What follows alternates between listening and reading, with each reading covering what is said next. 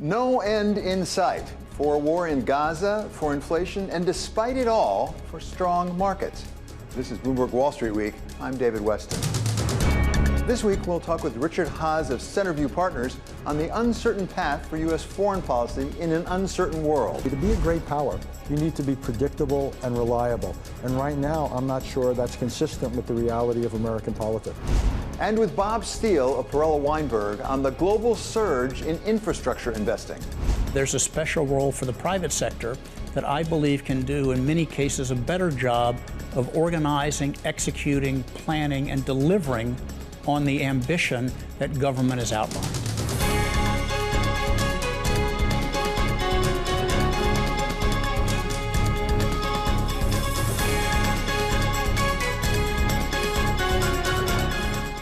But we start with inflation, the subject Global Wall Street has been focused on for the last 3 years. Back in 2021, some were warning us inflation was about to come roaring back, including Gillian Tett of the Financial Times. If you do have a big fiscal stimulus package from Joe Biden's incoming administration, and if that coincides with the pandemic vaccine gradually spreading across the country and reducing the pandemic fears, you could have those two factors coming together and create quite a big upsurge in growth later this year. And our special contributor, Larry Summers of Harvard. My guess is that at the end of the year, inflation will, for this year, come out pretty close to 5%. Even as Fed Chair Jay Powell at the time was telling us they couldn't really see that inflation yet. We expect readings on inflation to move up. That's called base effects. That'll be a temporary effect, and it won't really signal anything. But by March of 2022, the Fed had changed its tune and undertook a series of rate hikes, adding 500 basis points over 17 months. Inflation is much too high, and we understand the hardship it is causing, and we're moving expeditiously to bring it back down. Whether they expected inflation to be a problem or not, pretty much everyone was surprised when the Fed's tough medicine didn't seem to faze the jobs market, taking a soft landing that seemed like a long shot and turning it into what may be the likely result. Nobody expected this. If we look back, we had inflation that went up during COVID. The Fed raised interest rates. Inflation's come down very consistently, so that was kind of expected. What didn't happen was unemployment didn't go up. Growth didn't slow down. Then this week, we got a reminder that we aren't past the inflation dragon yet, as U.S. CPI numbers came in surprisingly hot, holding at 3.9% year over year, way above that 2% target. To take us through these CPI numbers is the person who has warned us about the risks for 3 years now, our special contributor, Larry Summers of Harvard. So, Larry, thanks so very much for being with us. I suspect that you being right about this is not really good news necessarily. But where are we right now in your estimation in inflation? It's certainly not at the 5 or 6 number level, but it doesn't look like it's getting down to 2. Look, it's always a mistake to overinterpret 1 month's number, and that's especially true in January, where calculating seasonality is difficult. But I think we have to recognize the possibility of a mini paradigm shift. The soft landing paradigm with the assumption that inflation was headed down to 2 in a tranquil, healthy, real economy has certainly been called into question by these data. There had been a strong assumption that housing was headed towards being a major deflationary force. That doesn't show up in these numbers on owner-occupied housing. And as I've looked carefully at these numbers, I think there's good reasons for that. The idea is that when we judge the cost of owner-occupied houses, we try to estimate what it would cost to rent the residence in question. And many people have done that by looking at all rentals. But most rentals are apartments, and those don't have much to do with the price of owner-occupied housing. If you look at the data focused on single-family housing, houses with lawns in suburbs and the like, you don't get nearly as deflationary a picture. The model I've been using for several years now with my co-authors at the NBER is still looking for 3-4% owner equivalent rental inflation through the remainder of this year. That's 30% of core CPI inflation. If it's running at 3.5, that uses up a lot of the room there is under a 2% inflation target. I think the Fed is going to have to be very careful. They were never right to be focused on March for a cut. I had been saying that seemed premature, and they and the markets have come around on that. I think that May is odds off at this point and probably should be odds off. And gosh, I think we've got to recognize what no one's talking about. There's a meaningful chance, maybe it's 15%, that the next move is going to be upwards in rates, not downwards in rates. You know, to use a metaphor, David, that I used to use on this show, the worst thing you can do when the doctor prescribes you antibiotics is finish part of the course, feel better, give up on the antibiotics because you don't like taking them, and see what happens. The disease tends to come back, and it tends to be harder to go after the second time. And interest rates elevated to contain inflation are like antibiotics. So I think the Fed has to be very careful in this environment. And I think that many people who confused what they wanted with what was real were in much too much of a hurry to declare that we were obviously in a phase of major easing with respect to monetary policy. So Larry, let me continue your analogy to a disease, and perhaps what we have here is we're not recovering fully to 2%. On the other hand, the fever's not spiking up to 5, 6, 7% the way it was before. What happens if we have just a low-grade fever at the 3+ level? What does that mean for the economy? Gosh, Chairman Powell has said so many times, 2%, 2%, 2%. As you'll recall from our previous conversations, I didn't think it was a great idea to have had so specific and tight a target.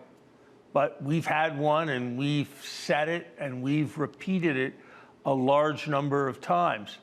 If we decide that 2 sort of has lost its meaning and it's not something we have to accept when there's strong political pressures to ease, if we send that signal, I wonder why anyone would believe that we're going to stick with 2.5 or 3 or whatever it is that we settle into. And then when that feeds into expectations, it'll get harder to hold the level we have. And of course, we are headed into, David, as populist election period as you or I can remember in our lifetimes.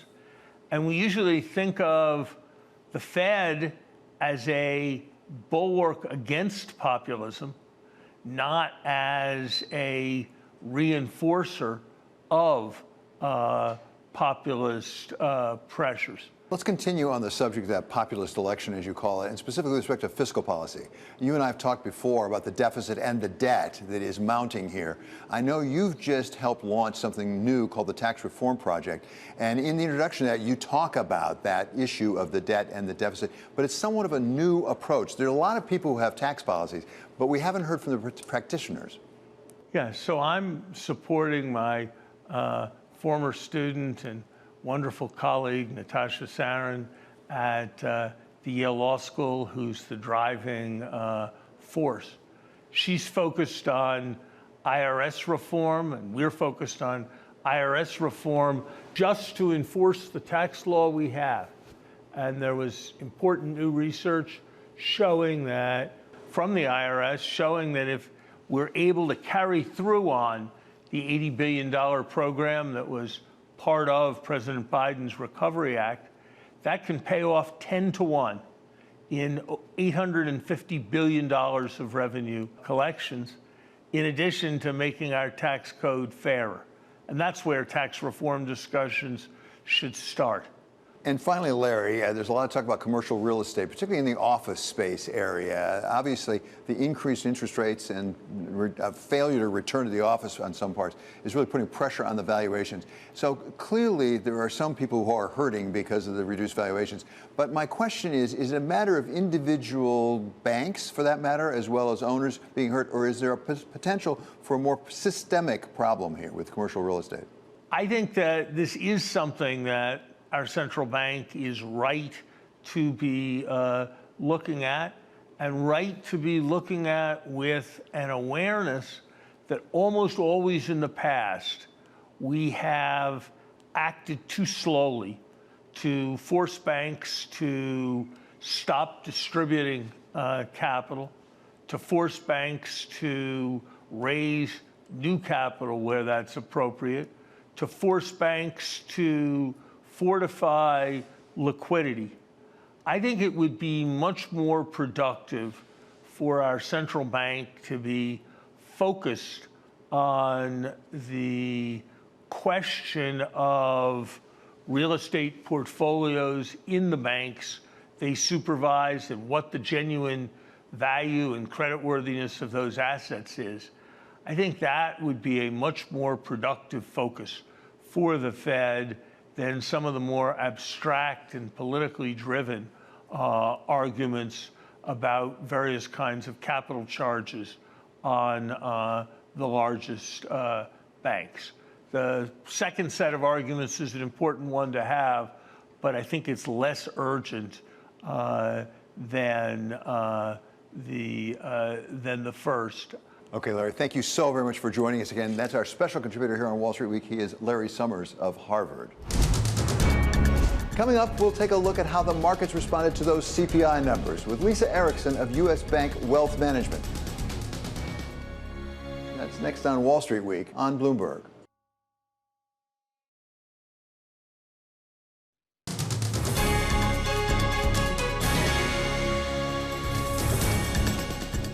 This is Wall Street Week. I'm David Weston. The markets reacted to those CPI numbers this week as the S&P 500 gave up 0.4%, but still ended over 5,000, which puts it 10 points above the Bloomberg L's year-end median number of 49.50. The Nasdaq lost 1.3%, while the yield on the 10-year was up 10 basis points to end the week at just about 4.3%. To explain the market's reaction, we welcome now Lisa Erickson, head of public markets at U.S. Bank Wealth Management. Lisa, thank you so much for being back with us. So we heard from Larry about what happened with the economy. Tell us about how the markets reacted to those numbers that we got. Well, it was really certainly a seesaw week in the market. And to your point, on the back of those hot CPI numbers, the market really had a tough reaction. And if we were to step back and really think about what was driving that tough reaction, it really would be well captured by the words growth, inflation, puzzle. And what I mean by that is really up to this point, and as Mr. Summers had mentioned, we really had a situation where the market was looking at everything in a very Goldilocks fashion. We've had inflation coming down, and yet growth has remained in the okay zone, slowing a little bit, but generally beating some expectations. And really what happened with that Tuesday hot CPI print is the market finally realized, oh my goodness, it's not necessarily a straight line down on inflation. And therefore, the Fed may not be able to cut interest rates as quickly as we think. And so really there was that difficult reaction on Tuesday. And then again today, when some of those more tough PPI numbers as well also rattled markets to a little bit. We've been in a bull market when it comes to equities. How much of that is because of anticipated cuts of the Fed? Because you heard Larry say, I don't think it's any time to cut anytime soon. And in fact, there's even a chance, 15% chance the next move will be up. The markets, I suspect, are not prepared for that. Well, certainly when we have looked at the data and analyzed really what's been driving markets really over the last many months, it has been highly correlated with the fact that rates are expectations have been very sanguine. And so that really has been a very recent driver, actually until really the more recent past, when some of these positive surprises that we're getting on macroeconomic indicators, indicating growth being better than expected, has then further carried the rally. But again, both of these things are still very much in focus. And again, I think what you see from the reaction this past week is that, again, if we continue to see concerns that inflation may throw off that Fed rate cut path that the market was expecting, we can have a pretty tough reaction. We certainly have been in a bull market. A lot of that's been driven by that Magnificent Seven, whatever you want to call them. How concentrated is the drive in the markets at this point, or are you seeing some dispersion? Well, certainly throughout 2023 and most of this year to date, we have continued to see leadership, to your point, really from the largest stocks within the market, as well as very concentrated in terms of more secular growth names, particularly technology. Now, what's been interesting since we flipped the calendar on 2024 is we've certainly had some spouts of smaller companies and cyclical companies really trying to come back to the fore, but they really have not been able to maintain a steady run at it, such that the leadership again remains very concentrated. And that is one of the reasons why, even though we recognize the macro fundamentals have generally been okay, again, with inflation coming down and growth doing okay, we have not really felt like there's an all clear signal, because when you look at how the market is reacting to that, again, it's very concentrated, and we haven't seen a sustained rally to broaden out the breadth of participation. Where do you see possible opportunities for investors on either the fixed income side or the equity side right now? Well, certainly, even though, again, we don't see necessarily a fat pitch in terms of being over enthusiastic on equities, for example, or overly pessimistic as well, within certain areas, we do see some opportunities. So if we take the fixed income markets, for example, we do see some really interesting opportunities to pick up extra income. A great area, for example, is non-agency mortgages. These are securities that are backed by mortgages that are not necessarily sponsored by the U.S. agency market, but nonetheless have very strong fundamentals behind them. And as we know, the housing market has continued to be supported by quite a bit of demand for people wanting to move into their own ownership. And as we continue to track the credit supporting that, it's very strong. And yet these securities offer some nice extra yield, again, just because they are a little bit more complex market for investors to understand. So that's just one example of an area where, again, there's some extra yield that could be picked up with very strong fundamentals. Always good to have extra yield. Thank you so much, Lisa. Always great to have you with us. That is Lisa Erickson of U.S. Bank. Coming up, it's not just the federal government that has a problem with deficits. We talk with Bob Steele of Perella Weinberg about the fiscal challenges facing New York and other big cities around the country. There's no choice of not balancing our budget. That's required. That's next on Wall Street Week on Bloomberg.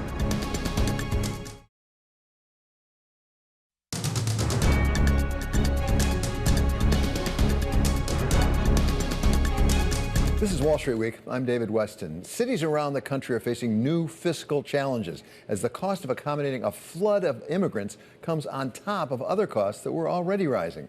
New York is no exception, with a budget deficit projected to be $7 billion this year and rising to $20 billion over the next 3 years.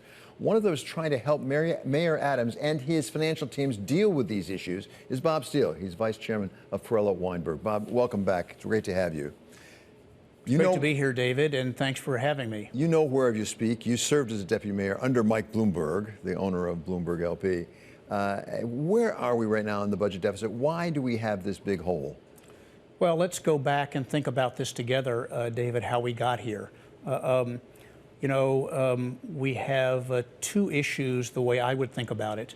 The first and most immediate is that we've had this surge of immigrants and migrants coming to New York City. Almost 170,000 have come to New York, and that is a fact. And the mayor and his administration did a strong job of responding to this change of migrants coming, and they've done a good job of organizing services for them. But it was done very quickly and stood up as fast as it could be in response to the flood. Now we're recognizing this is an issue that's going to be with us for a bit. We need to organize ourselves to take care of it and manage it in a more organized, efficient, and cost-effective way going forward.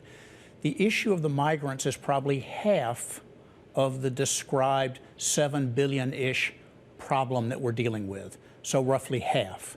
The second half comes from expenses that were, in many cases, came out of the pandemic, and services were provided in support of our citizens as part of the pandemic. And now the aid from the federal government is receding, and some of these services are still continuing, so that's creating this gap.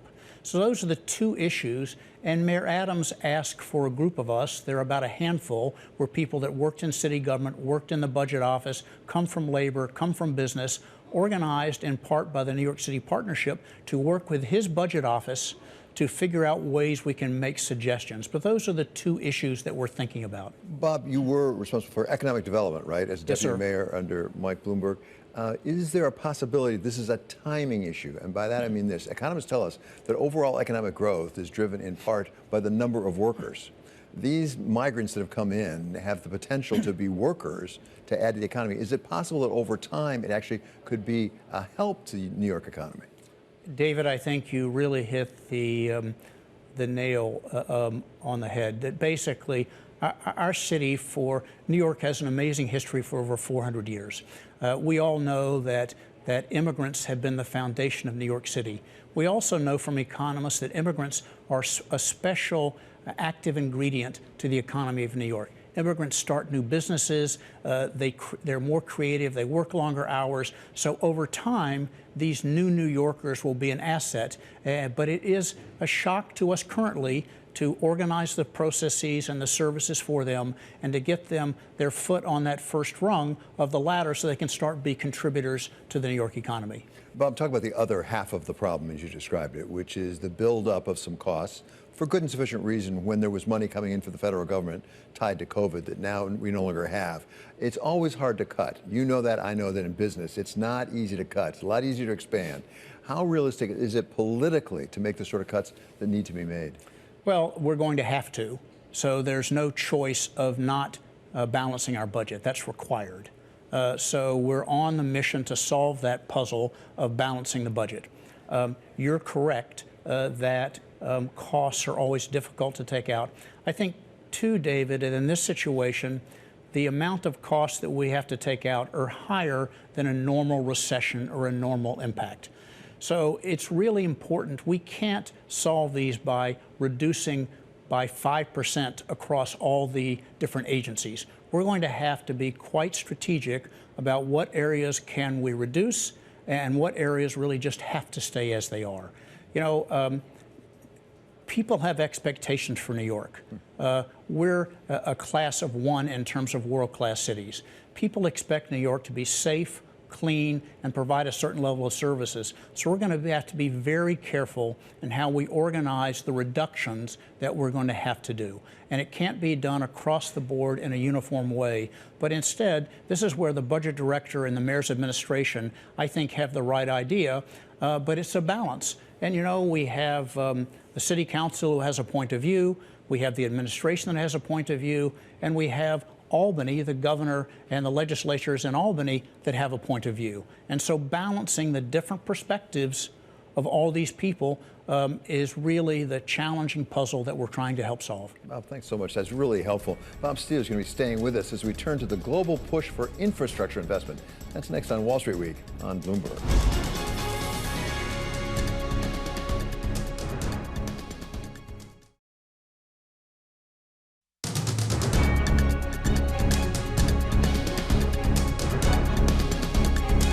This is Wall Street Week. I'm David Weston. Infrastructure has gone from the boring building of roads, bridges, and water systems to be all the rage, not just in the United States, but all around the world. Bob Steele of Perella Weinberg helped put together one of the biggest deals in recent years, BlackRock's purchase of Global International Partners for $12.5 billion. But when we sat with Bob, we started with the larger context. I try to think about this with a bit of an on-ramp into the conversation. You know, for thousands of years, we had an agrarian economy. For a little more than 100 years, we transitioned to an industrial economy. and now we're in the stage of moving to a knowledge and global economy. And each one of those economies required a different set of foundational infrastructure in order to allow the economy to succeed. And so there are lots of transitions going here, and there'll be lots of spending required to organize that transition. You're right, there's an energy transition underway, but there's also a transition with regard to how we move goods and services in a global economy, ports, airports, things like that. And so, and the digital infrastructure required too. And you know, we all grew up where we built a highway system in America to move cars. Now we need the digital infrastructure to move data, which is the equivalent of, in my mind, of the highway of knowledge for the future. So all of these things are coming together. Yes, energy transition is a large part of it, but I think it's much more than that. Well, given the size of it, it's too big for either the private sector to do it by itself or, for that matter, for government to do it by itself. What is the relationship between the private and the public as we move into this transformation you describe in infrastructure? Well, let's think about it together. First of all, it's up to government and our elected officials to organize the projects and the rules and regulations for how the economy should be set. And that's their job, is to lay out what's the destination or the blueprint. And I think that, but when you get to implementing that, I believe there's a special role for the private sector that I believe can do, in many cases, a better job of organizing, executing, planning, and delivering on the ambition that government has outlined. That the government's going to write the rules on energy transition. What are the requirements for cars? What are this and that? But it's up to business to respond and work with government in order to lay down the tracks to accomplish this and take us to the destination that our elected officials have organized in response to what we all think and need. In the U.S., the government has laid down a lot of infrastructure track in the last 3 years through the Inflation Reduction Act, the Bipartisan Infrastructure Bill, and the CHIPS and Science Act. I think that the three examples you gave of legislation and direction from the federal government are all in the right way, and they're serving as a stimulant to basically encourage this type of investment. We know that the CHIPS Act, while controversial, is going to bring new focus to the semiconductor industry in the United States. And the group on behalf of Secretary Raimondo that's organizing that are working hard to make sure the money is allocated in the right way to the right places so that when we come back in 3 to 5 years, we've really made progress. And think about that for a second. It was a government-organized project. The government's brought in outside advisors to help them allocate the capital. The capital will go to companies who now are going to be managing that way. That seems to me like a good combination of interest and skills where hopefully we'll make progress on this. But it's going to take a long time. Whatever the efforts of the U.S. government, it's not alone in pushing hard on infrastructure, particularly when it comes to chips, and particularly when it comes to China. You know, it's easy to imagine a fantasy world in which no one's subsidizing, but that's just not the world that we live in. And in fact, China started its semiconductor subsidies first. In 2014, Xi called semiconductors a core technology, and China started setting up its first government-backed investment funds to pour money into the chip industry. And so whether you're the US or Japan or Europe, you've got to act with that as a fact. That's just a given. And you've got to devise your policy around that. And I think one of the reasons why the US Congress passed the CHIPS Act was because they realized that there were US firms, US-based firms, that were getting more money in subsidies from foreign governments than from the US government. And so given those circumstances, it wasn't a surprise that US companies were moving manufacturing overseas. And so given the scale of Chinese subsidies, I think a lot of governments are saying we might not like industrial policy, we would be skeptical of it, but what is the alternative? Given the size of the need and the opportunity, the government alone can't drive the transformation in infrastructure that's needed, including large nonprofit foundations like the Rockefeller Foundation. Every big company out there should be a big part of this transition. If you run a food company, you should join a coalition we're helping to establish that wants 50% of your supply chains to be from regenerative agriculture, agriculture that actually sequesters carbon and avoids releasing unnecessary carbon into the atmosphere. And those types of transitions are going to be fundamentally commercial transitions. One way to let the marketplace direct all this capital to the most effective uses is through a voluntary carbon market. So I think these are very practical issues. Now combine that with governments and NGOs who are trying to come up with realistic solutions, and they need concessionary capital. They need first loss money. This is where I think that the voluntary carbon markets can help, because companies that are making every effort to get to either carbon neutrality or net zero nonetheless can't get there because the infrastructure isn't in place or technology isn't in place. When it comes to global investment in infrastructure, it's not just a need. Major players see it as a ripe opportunity, as we saw in the recent acquisition of Global Infrastructure Partners by BlackRock. This is going to be the golden age of infrastructure investing, both in terms of the need for capital as well as investors who want that capital, okay? And so the question we asked ourselves was, how can we accelerate the pace at which we're getting things done?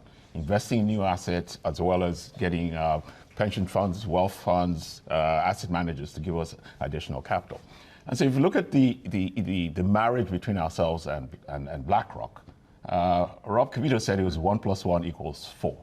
I'm not sure whether it was 4 or 5 or 3, but he's certainly right that 1 + 1 is more than 2.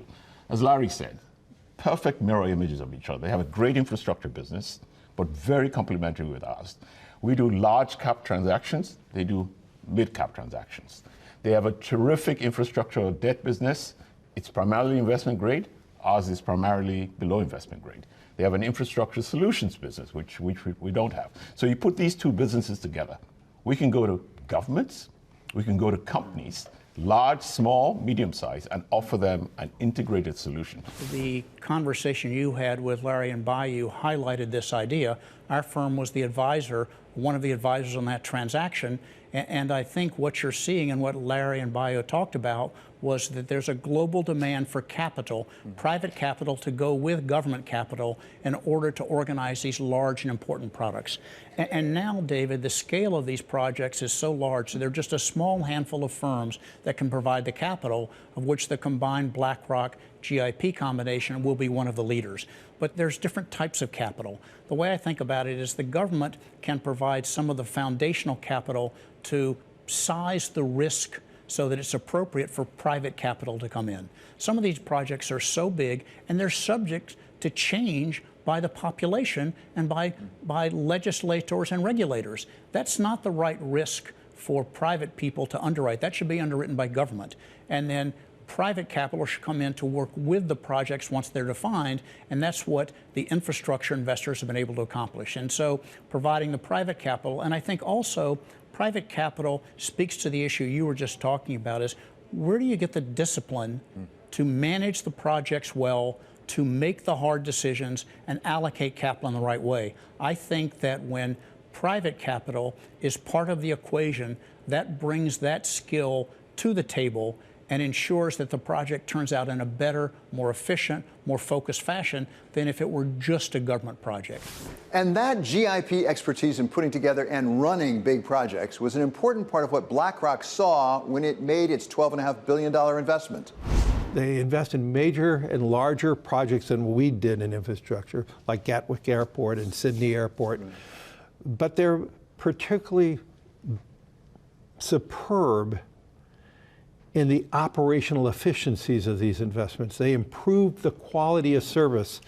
And so if you think about what we have brought at BlackRock over the last 8 years in infrastructure, what GIP has been doing since 2006, the two organizations look like a perfect match, and then you've overlaid the cultural connection, and we always underestimate the cultural connection.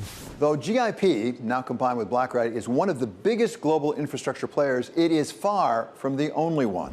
It's not just GIP, it's not just BlackRock. If you look at Prologis, if you look at really any large company investing in infrastructure or logistics, looking at two areas. One is clean energy and energy transition in order to reduce costs. and increase reliability and reduce risks, and also AI, obviously. And those are getting more and more intertwined, and the interrelationship between AI and clean energy, I think, will be an interesting area to watch.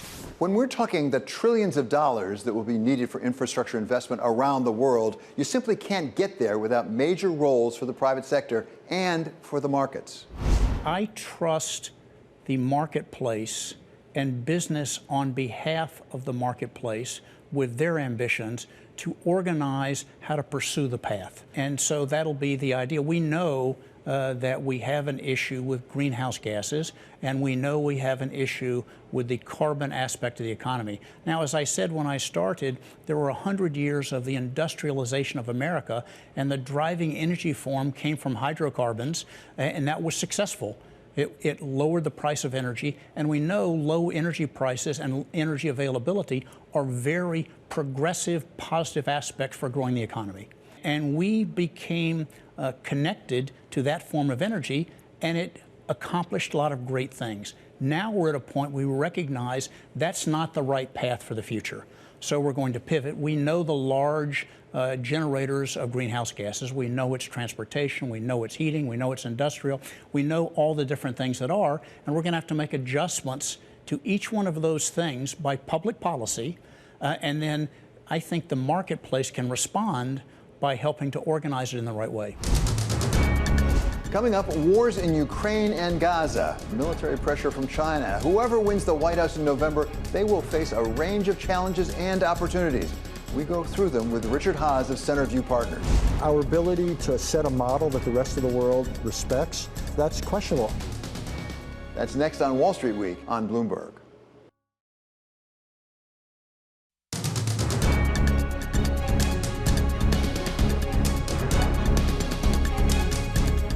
This is Wall Street Week. I'm David Weston. Whoever is elected president of the United States in November, they will face a daunting list of foreign relations challenges. And in some ways, the two most likely candidates, President Joe Biden and former President Donald Trump, have distinctly different policies when it comes to dealing with the world. To give us a sense of the challenges and the approaches, we welcome back now Richard Haass of Centerview Partners. Richard is President Emeritus of the Council of Foreign Relations, and he writes a weekly newsletter I recommend on Substack. It's called Home and Away. Richard, great to have you back with us. Great to be back, David. So first of all, talk about the campaign. Traditionally, it's thought that presidents are not elected based on foreign policy. Is that going to be true this time, too? For better or worse, that will be true. Yeah. I actually think Joe Biden's done a pretty good job on foreign policy. I might have one or two areas I disagree. But whatever you think about it, I don't think voters are going to have that foremost in their minds. It might be questions of his age or Mr. Trump's legal issues, maybe questions of the border or inflation, you name it. What's so interesting, David, though, is even though most voters won't vote on the basis of foreign policy, whoever's elected, given what you said in the lead-in, the differences, this election will have enormous consequences for the world and for America's relationship with the world. Yeah, one of the things that strikes me, George W. Bush did not run on foreign policy issues, and yet he ended up being a foreign policy president, whether he wanted to or not. So give us a sense of some of the differences, you think, on some of the key issues. You've got war in Ukraine continuing, you've got Middle East, you've got climate, you've got China. What are some of the differences between these two people? Well, actually, China is one of the areas the differences might not be that great. They are both pretty tough on China economically, not so clear about geopolitically. Mr. Biden is tough, not clear about Donald Trump. On trade, neither one of them is much of an enthusiast for trade, as you've noticed.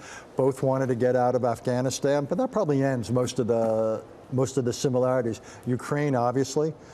Fundamental differences. Joe Biden has really made that the centerpiece of his foreign policy. More broadly, the centerpiece of his foreign policy is allies. It's an ally-first approach. He sees allies as giving us a real comparative advantage, a way of leveraging American power. Donald Trump sees allies as an albatross, as free riders. He doesn't much care about them, doesn't much care about Ukraine's fate. That's probably the biggest single difference. Climate change, though, is also fundamental. Last time Mr. Trump was in, he took the United States out of the so-called Paris process. Joe Biden did the IRA, very much wants America to more than pull its weight in the climate area. Middle East is more complicated. Not clear that either would have a whole lot of influence over this Israeli government. Mr. Biden may try to have more influence.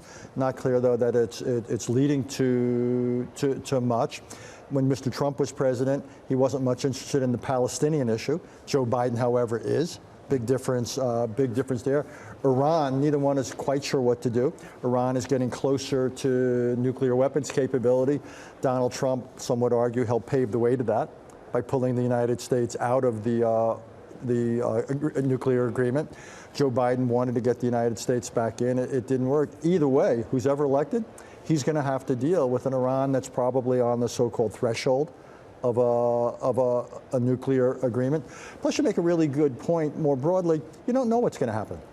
We tend to think of it as what's in stake for the United States in the election of the president. I wonder what's at stake potentially for Europe in this election, because you mentioned Ukraine, NATO. Just this week, this has been in the news, given what former President Trump had to say about inviting President Putin to invade a country if he wanted. But also on the trade front, President Trump, when he was president, was not particularly friendly to Europe. What's at stake for Europe and the pressures that we put on Europe if, in fact, Donald Trump pursues the things he says he may?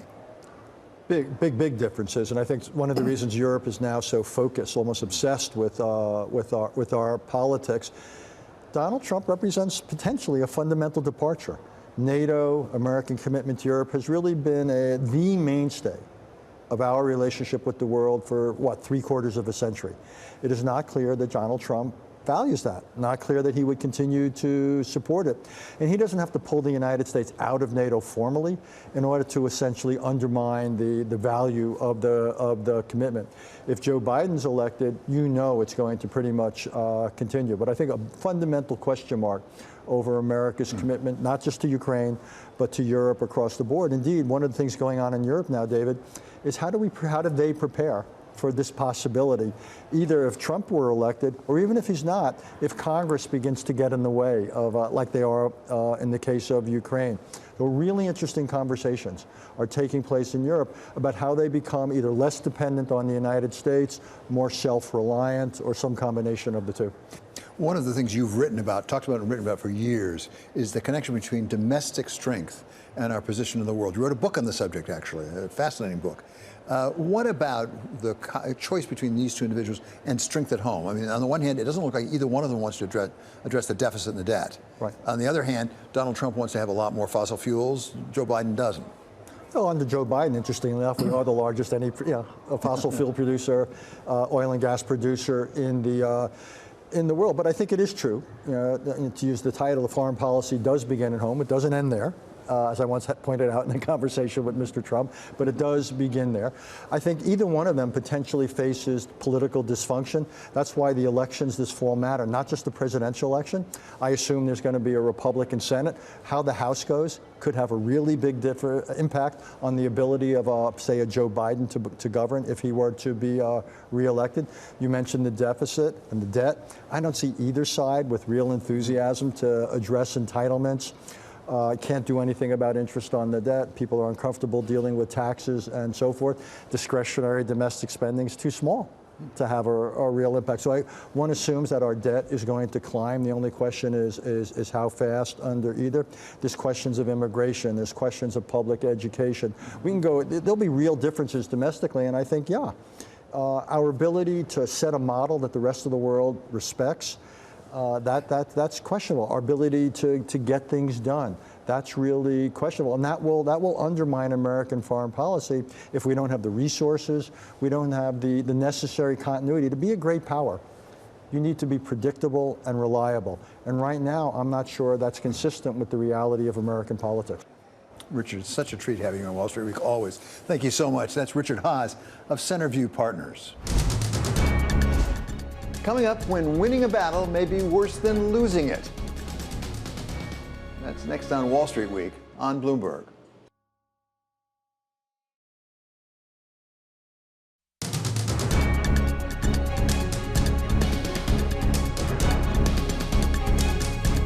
Finally, one more thought. The German World War II General Erwin Rommel said, "Don't fight a battle if you don't gain anything by winning." I learned that lesson at my first annual shareholders meeting of Capital Cities ABC. I was the brand new general counsel, and I was proud that we'd won the battle of keeping a shareholder initiative off the ballot after taking it to the SEC.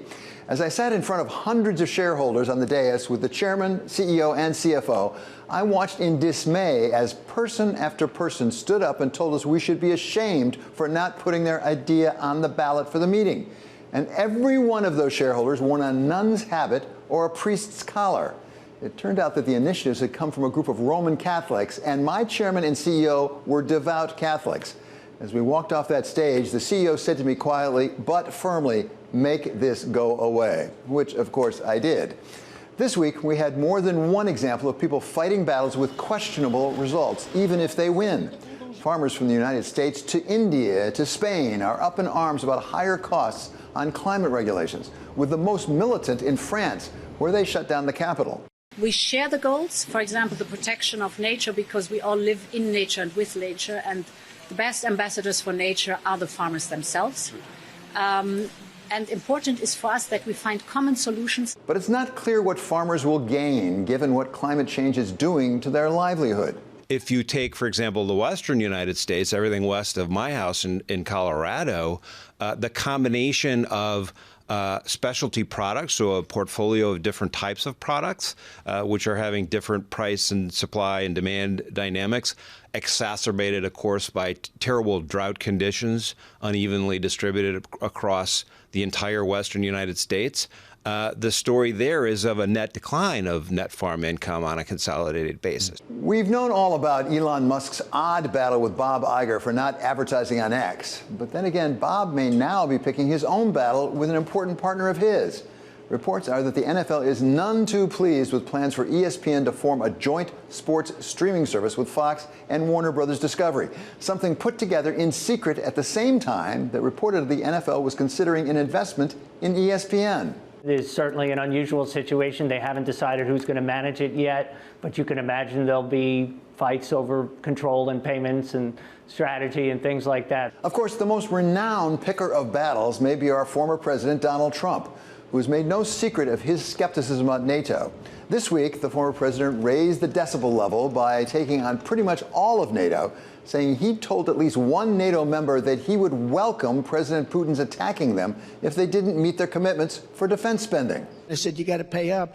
They asked me that question. One of the presidents of a big country stood up and said, well, sir, if we don't pay and we're attacked by Russia, will you protect us? I said, you didn't pay? You're delinquent? He said, yes, let's say that happened. No, I would not protect you. In fact, I would encourage them to do whatever the hell they want. And then there was the biggest battle of them all. That is, of course, the Super Bowl, where everyone expected a knockdown, drag-out fight to the finish between the San Francisco 49ers and the Kansas City Chiefs, which is what we got, with the Chiefs winning in overtime. But what we might not have expected was a separate battle on the sidelines between Chiefs star tight end Travis Kelce and his coach Andy Reid, triggered apparently by Kelce's displeasure at not being on the field. He subsequently quipped that rather than cursing him out the way the lip readers said he had, he'd really said something much nicer. I was just telling him how much I love him. But in the end, despite picking a battle with his coach, Mr. Kelce did get the big reward of a kiss from none other than, of course, Taylor Swift. That does it for this episode of Wall Street Week. I'm David Weston. This is Bloomberg. See you next week.